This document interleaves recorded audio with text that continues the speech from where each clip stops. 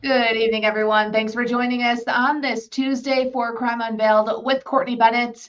We have a special guest with us here tonight. I'd like to welcome Dr. John Brady to Crime Unveiled tonight. Dr. Brady, thank you so much for being here. I really appreciate it. No, Courtney, it's my pleasure to be on a quality true crime show like yours. I mean, to get the word out. I really appreciate you offering the opportunity. Yes, of course. So you are actually a forensic psychologist. You study different crimes over the years. And right now, what's one case that's captivating the nation, would you say? Well, in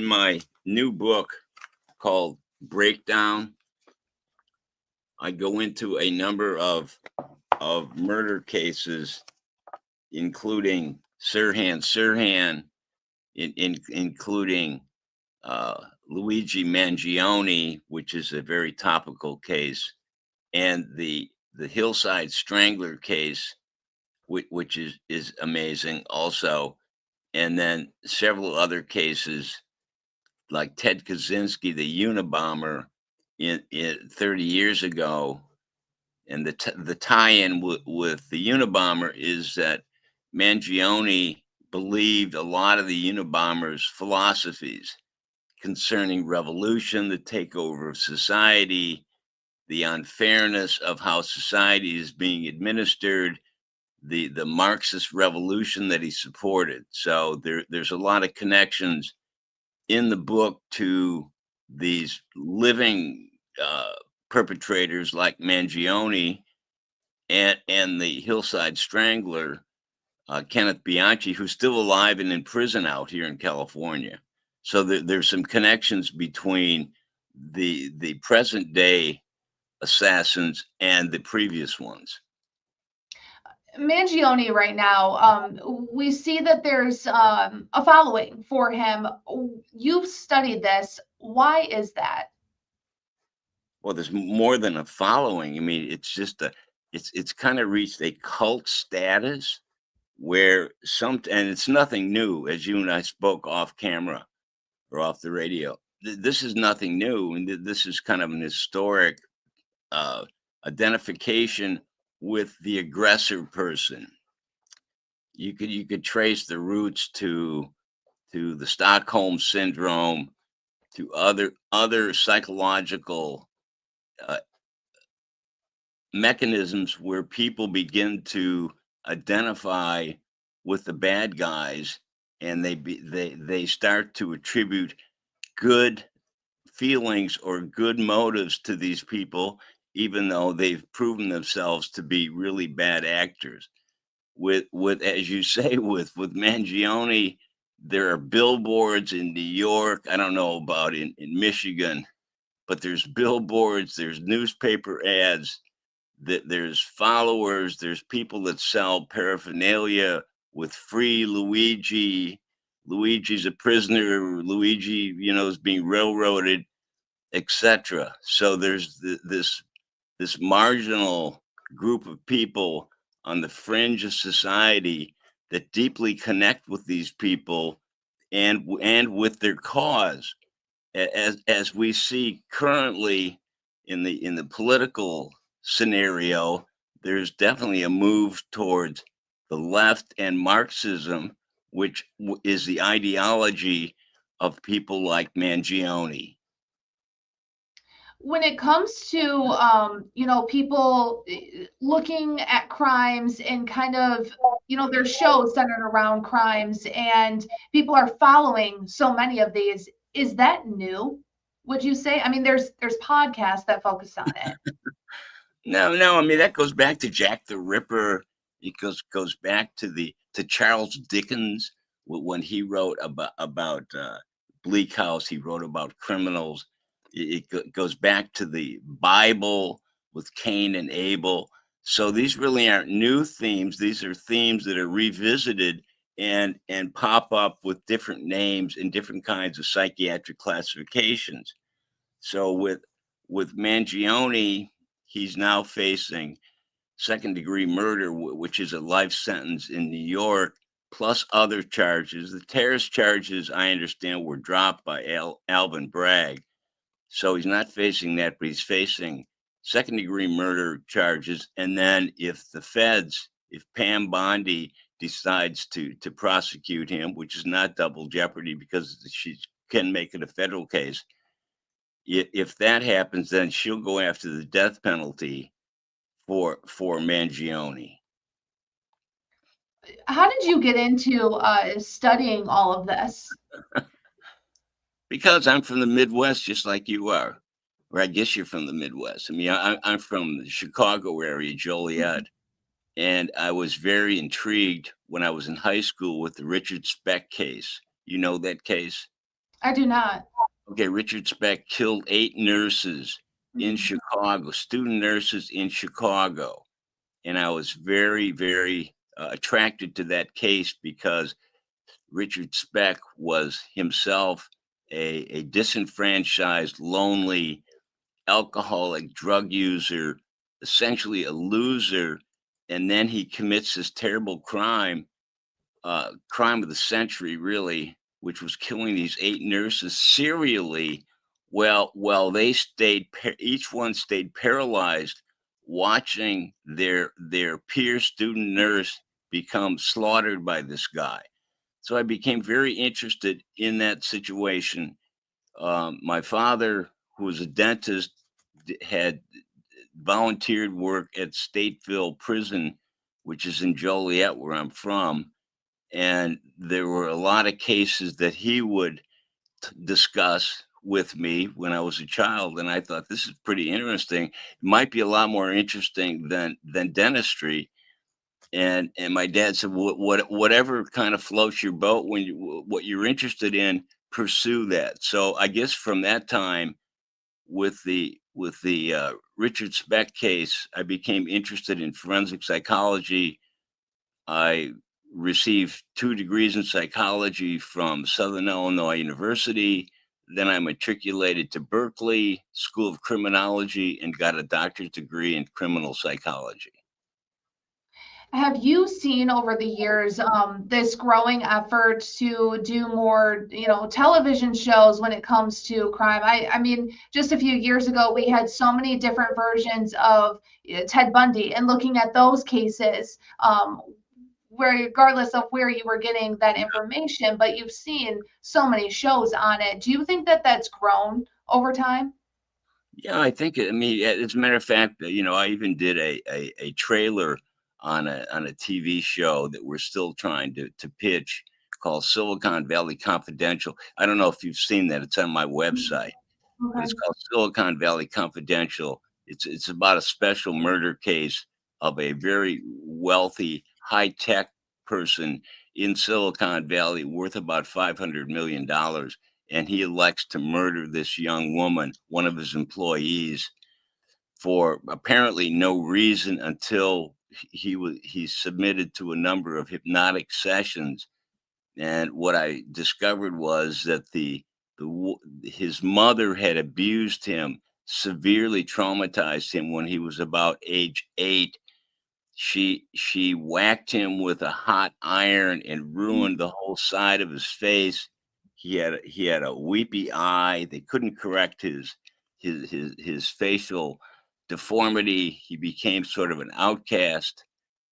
And then you flash forward 25 years later, he sees this woman in his company, and she is a spitting image of what his mother was 25 years ago. Oh, wow. And then he murders her. So that's Silicon Valley Confidential story. So to answer your question, yeah, there is a proliferation of this. There are seminars. There's great TV shows. Ashley Banfield, probably number one, just a wonderful, you know, analyst of these criminal shows. Although she's not an attorney or a psychologist, she does a great job. Nancy Grace, we all heard of before. But yes, there is a resurgence in this. There is almost a psychopathological interest in what makes these people tick. and that certainly is applicable to Luigi Mangione and the other cases that I've analyzed in my book. Are they all similar in a way, would you say, based on what you found from the psyche of it? If you look at just everything behind it, would you say that they have similar traits? Yeah, I think particularly the ones that are on a political bent, such as Ted Kaczynski, the Unabomber, such as Luigi Mangione.